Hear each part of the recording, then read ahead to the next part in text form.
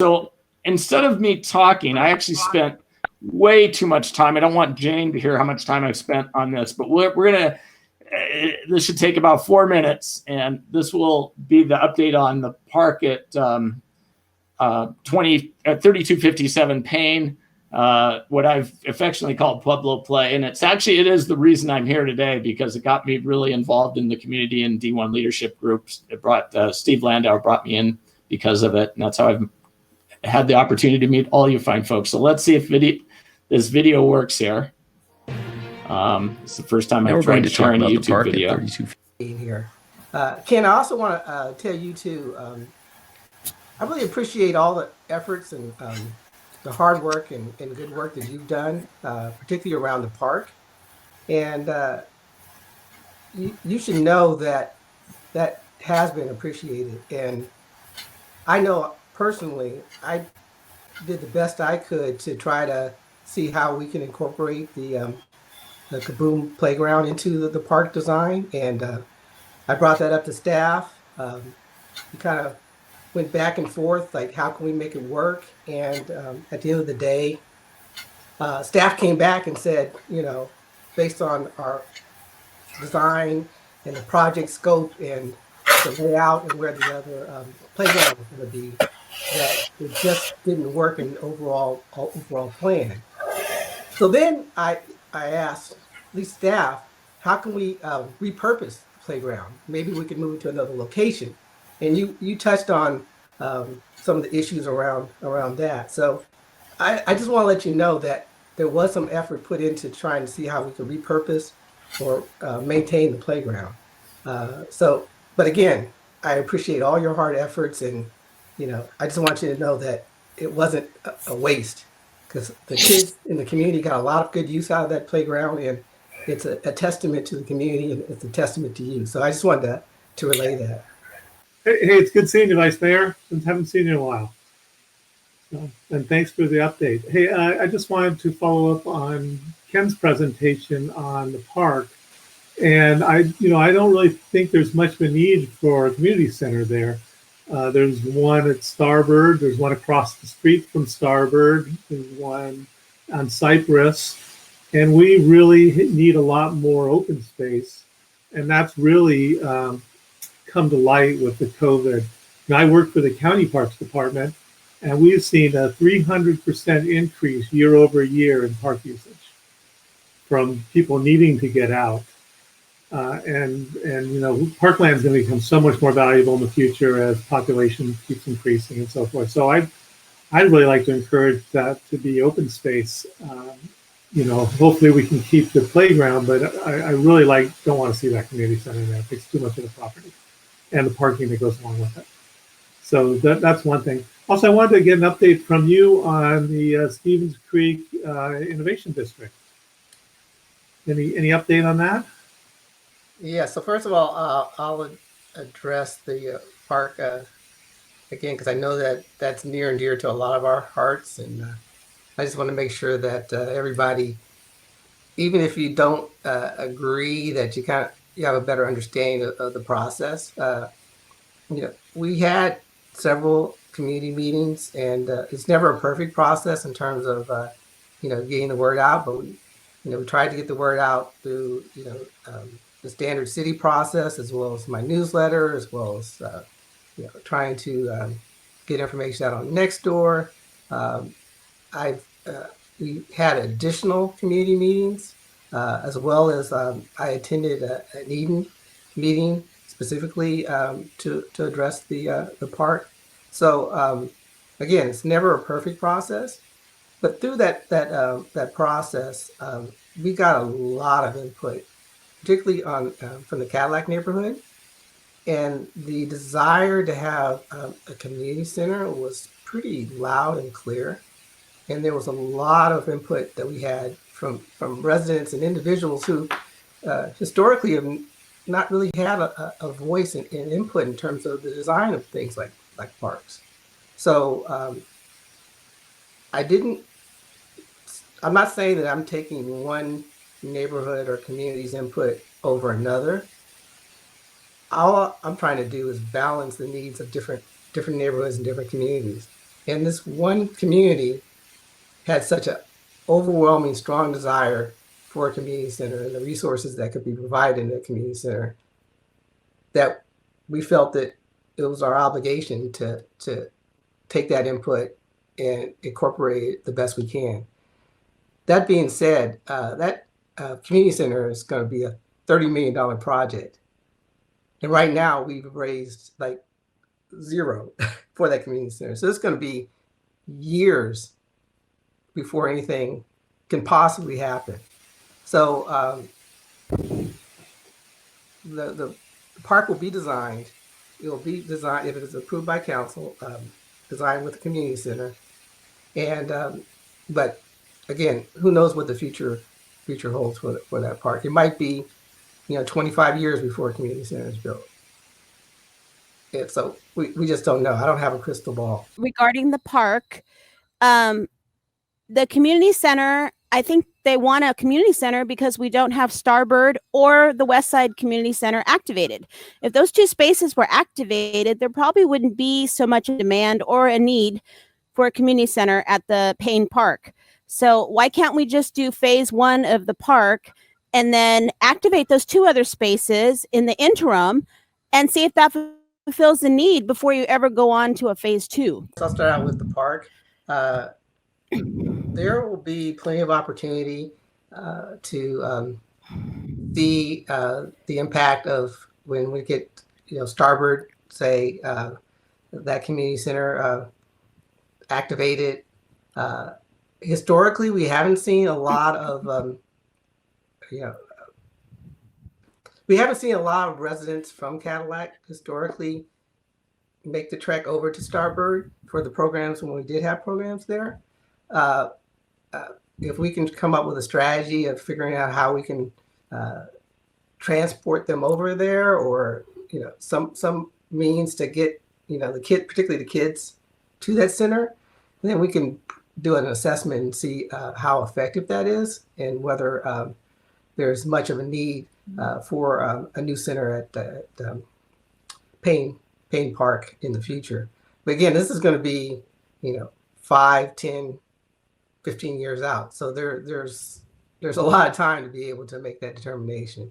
I do thank you for your comments about the efforts I've put into this, but it's not me. I mean, it's everyone, and that's why I continue to focus on it, because I don't believe staff, quite frankly. I don't believe Public Works. I think the playground has been an embarrassment to them because it was done for probably a third the cost in a sixth of the time. We built in 12 weeks from design to what it is, and it should be an embarrassment. If it isn't an embarrassment, it should be. And so I believe it can be reused. I believe we have some ideas for community centers that could benefit the Cadillac Winchester neighborhood and the greater neighborhood sooner rather than later.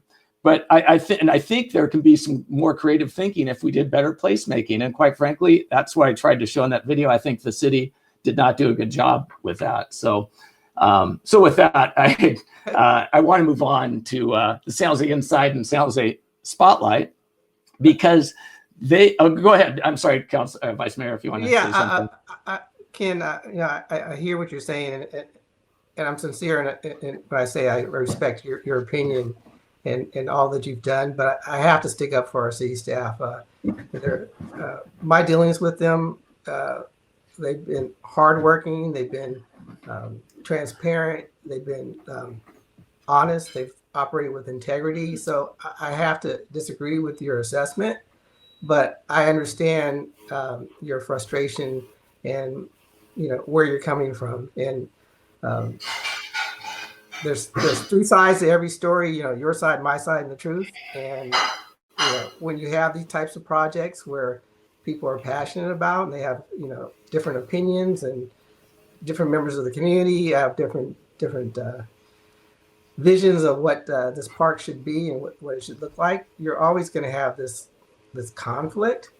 But I can tell you, again, from someone who's on the inside, that everything that I've seen, everybody on all sides, the community as well as the city, have operated with integrity and class. So I just want to throw that in before we move on. Yeah, and I please don't take my comments as disparaging anyone. I think it just is probably more of a systemic thing as far as the way organizations work. But I would like to go back to the park. You know, I think a lot of mistakes were made up front in notifications, but it happens. That's just life. And the city has tried to, you know, I know Chappie came out to a meeting to help us get updated and all that kind of stuff. But I think what concerns me the most is that I look over to the Cadillac neighborhood and I see tons of people living there with no backyards. And then it just seems to me, then I hear about a big community center. And I say, what people really want, I think the silent majority want from the meetings I've gone to and from the people I've talked to over there, they want space. They want green space. And I think that's the one thing that this community center is going to ruin, because there's nothing left once the community center is there. I think there are better ways to spend the money to maybe we can get some kind of transportation to the other community centers that are there, but I don't think taking away green space is the answer.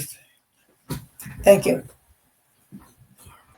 Okay, the question I got is this, and I'm just going to throw this out to Chappie and his staff. I have talked to Cassidy several times recently. Getting notification of community meetings for particularly Winchester Mobile Home Park, for some reasons, getting more difficult. We have yet to get a formal notice about the meeting about the park that's going to be built on our property.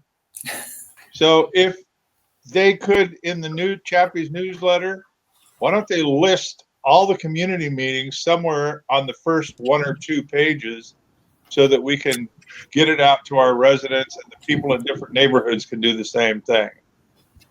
Yeah. Number one. Number two, the park that they're talking about doesn't need a community center. They need to have an overpass over any of the major streets for the kids to be able to get across on bicycles and walking. Yeah, the one thing that I'm thinking about is that the phase 1 of Pueblo Park is based on the fact that the community center is a fact. It is not. Why not just do phase 1, leave Sharks Park and leave a lot of open space there, and then when and if the community center ever gets onto the program, they can start thinking about rearranging the parklands. It just doesn't make sense to destroy a park to provide for a iffy community center. So phase 1 should be just leave the park alone, tear down the buildings and put open space and usable space there. And then when phase 2 comes around, then you can think about changing the, getting rid of Pueblo Playground. By that time, it'll probably be obsolete anyway. No, thank you for that input. And that was very similar input that I gave to Parks, and they had a rationale that I'm not equipped to articulate in this meeting, but they had a rationale why that wasn't the best strategy or best approach. We can have a follow-up meeting, or we can reach out to you directly. Just contact my office to give you more details of why they decided to pursue the strategy they did. But I had the same line of thought that you had. So my comment is back to Chappie also about the Pueblo Park. I was so disappointed listening to the PRNS meeting where several people called in with comments. Nobody said, oh, that's a good idea, or let us investigate that, or anything else. They just listened to everybody, and then they said, okay, let's just take a vote. And the vote was affirmative to go ahead with the plan. It was, I thought, extremely impolite to all these people who took the time to sit and listen to that whole meeting and not even have their input considered. But in addition to that, I wonder if you remember when we had a community center more in the center of the district. This one, as Ken pointed out, is more in Campbell than it is in San Jose. So it doesn't really serve the San Jose residents as much as something more central. We had one at Castro Middle School right over there by Westgate, which, shall we say, is pretty much in the center of the district.